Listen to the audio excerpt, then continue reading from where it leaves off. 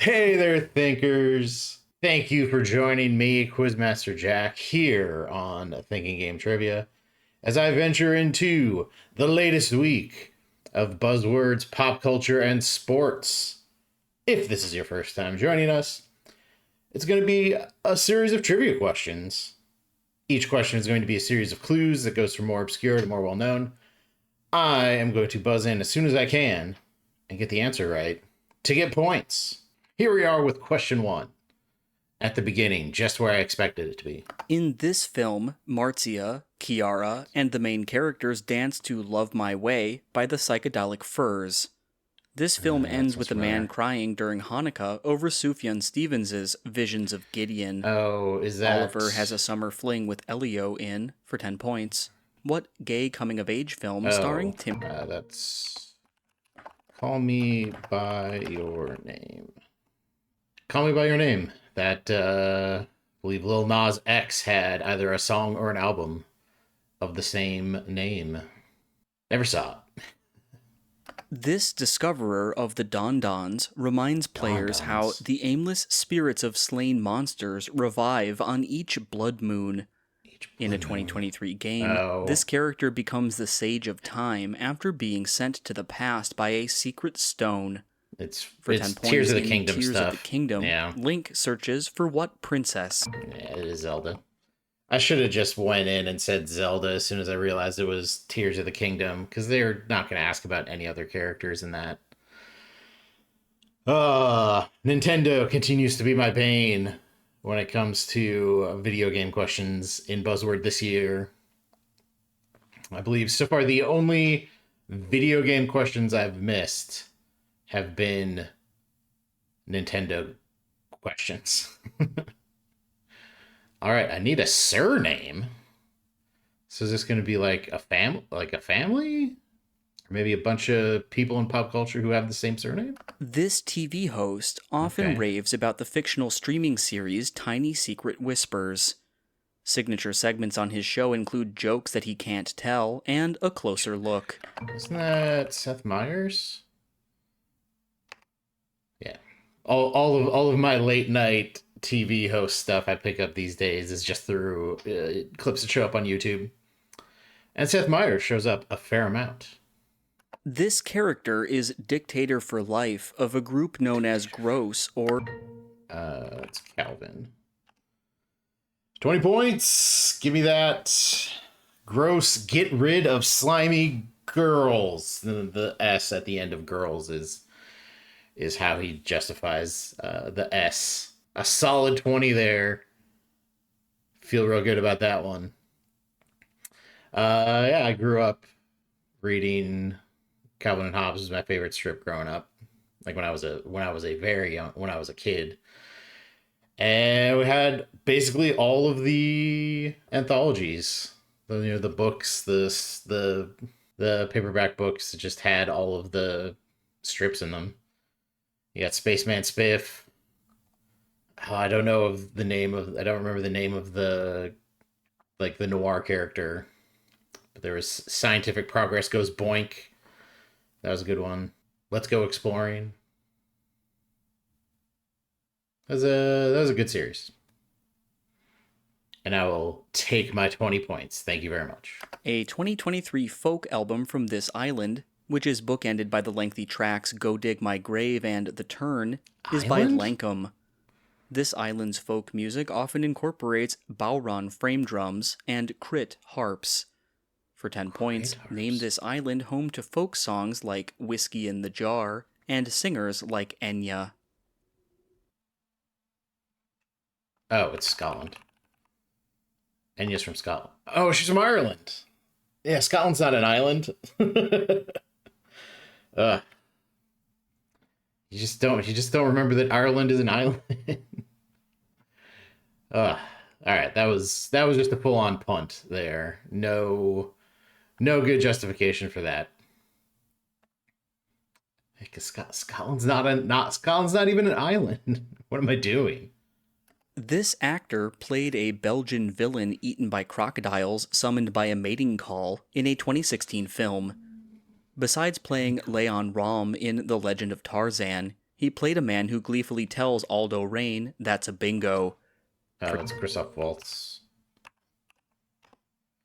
Aldo Rain is Brad Pitt's character in Inglourious Bastards. The first Quentin Tarantino movie that Christoph Waltz won a Oscar for. I think he also won for Django Unchained. Would love giving supporting actor Oscars to people who are playing villains. We just love it. We just love it. I say we like I have a hand in it at all. On this show, a former CEO of AT&T sells mouse milk to residents of The Wall, Mouse a milk? terrarium filled with humans shrunken by Yumulak. What? In 2023, both this show and Rick and Morty cut ties with helps. co-creator Justin Roiland. Oh, it's... For 10 points, aliens live in suburbia what is that on called? what Hulu cartoon with a punning title? It's... What is it called? It's like Solar something? Solar Opposites. Yep. I definitely, midway through that, I pinned it as, this sounds like something they would do on Rick and Morty. Mouse milk, people shrunken down, that sounds like Rick and Morty. And then they cut that off, which a credit to you, Buzzword. But, yeah, I just didn't have enough knowledge to get myself the points there. A 2012 musical based on this composer's songs starred Matthew Broderick as Jimmy Winter. In a musical credited to this composer of Nice Work If You Can Get It, Jerry Mulligan and his buddies performed this man's song, I Got Rhythm. For 10 points, who composed An American in Paris and Rhapsody in Blue? Now I'm really embarrassing myself. Is that Porter? No, it's Debussy. Gershwin. Yeah. All right, week 33 is an embarrassing one. Just completely missed. Said Scotland when they asked for an island, and just completely whiffing on easy stuff I should know with classical music. In Korea, acorns are used to make a type of this food called dotori mok. A brand of this type of food is the official favorite snack food of Utah. Although not labeled as animal product, this dessert is made from processed collagen. Is this Jell-O? I think it's just going to be Jell-O. Okay. I gave the trademark name, but gelatin desserts, certainly. Acorn Jell-O, though. Yeah, that's probably okay. All right, final question. Hopefully we can scavenge some points out of here. This band included By Crooked Steps on their last album, King Animal. This band's album, Bad Motorfinger, included Outshined. Another song by this band asks the title thing, Won't You Come and Wash Away the Rain. Chris Cornell fronted, for 10 points, what band behind Spoon Man and Black Hole Sun? Oh, Black Hole Sun is... Soundgarden? Yeah, okay. Whew. That was a rough one for old Quizmaster Jack. But it's just a game. You can laugh at yourself for just not having it when it comes down to it. More than a fifth of my points in this week came from that Calvin question. Maybe I got a best buzz on that. Maybe that's a highlight we can take out of this week. Otherwise, we'll leave this behind us and move on to sports. All right, real possibility that I get more points in sports this week than I do in pop culture. A rare occurrence. Let's see what happens. 5 individual Olympic medals in this sport were won by current Forza Italia politician Valentina Vezzali. Athletes in this sport wear a lame that is able to register touch. It's dispensing. I did want to put down one of the distinct disciplines, but they wear, depending on which discipline they're in, they wear basically a conductive metal mesh over their protective gear, so the judges know when hits happen. There isn't a the judges don't have to say, oh, okay, this happened, and it has the timing right too, so you can tell who hit first. It's one of the more for being sword fighting. It's one of the more technically advanced sports in terms of equipment these days. In 2021, this man was the first baseman in an infield whose members all hit 25-plus home runs. After battling a bad case of COVID in July 2020, this man went on to win the NL MVP award. In 2022, a trade for Matt Olson followed the Dodgers. Yes, that's Freddie Freeman. The Braves first baseman when they won the World Series, and then I guess they thought he was going to be too expensive, so they shipped him to the Dodgers and got Matt Olson instead. I don't think the Dodgers are complaining about that too much. A runner from this country won the Olympic men's 5,000 and 10,000 meters in both 1972 and 1976. Several runners from this country, including Lasse Viren, have been given a nickname beginning flying. Paavo Nurmi was from, for 10 points. The Finland then? The Flying Finns? Eh?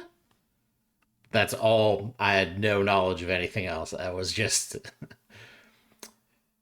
They called people Flying Finns, so let's just put Finland in. Finland, also not an island.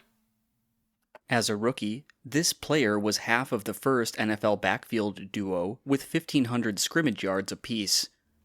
He rushed for 6 touchdowns in a 2020 Christmas Day game in which his teammate Taysom Hill... Kamara. You know how I know that? It's been a while since we've used this one. But yeah, Alvin Kamara ran for 6 touchdowns against the Vikings. If I remember right, that wasn't really a game that mattered, but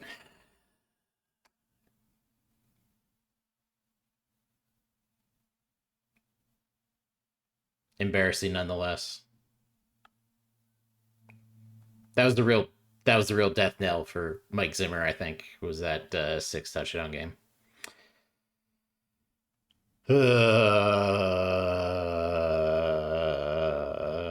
Anyways, this is probably basketball. This team first made the playoffs while coached by Celtics legend Bill Russell. Its only championship came with star center Jack Sikma. This team's main home was Key Arena, but it spent several years at the Kingdome. For 10 points in 2008, what team relocated to become the Oklahoma City Thunder? Okay. The Supersonics. That's all the Supersonics knowledge I have. Although technically Kevin Durant was the final first round pick for the Seattle Supersonics. And then they moved. So he was drafted by the Supersonics, but he never played a game for the Supersonics. Same franchise, but not the same team name. In this state, Ray Hudson and Gerd Muller played together on a team that later moved to Minnesota. This state's NASL derby was between the Strikers and the Rowdies. David Beckham owns an MLS team in this state that, in 2023, signed Lionel Messi. No, so it's just Florida. What Florida team moved to Minnesota? I was having a hard time figuring out what was going on in that question. Oh, it was all soccer. That's why I had no idea what was going on. It was all about American soccer. And American soccer in Florida. This man stabbed teammate Everett McIver with scissors during a fight at a barber shop. Oh, I heard this. His career suddenly ended after he suffered a cervical spine injury after being tackled in Philadelphia in 1999. Playmaker was the nickname of, for 10 points, what Dallas Cowboys receiver who wore number 88? Oh, it's Michael Irvin. Yeah. Yeah, I'd heard that story somewhere that he stabbed somebody with scissors. Which which secret base YouTube video was that one? I think there was a beef video about Michael Irvin and Jerry Jones, maybe?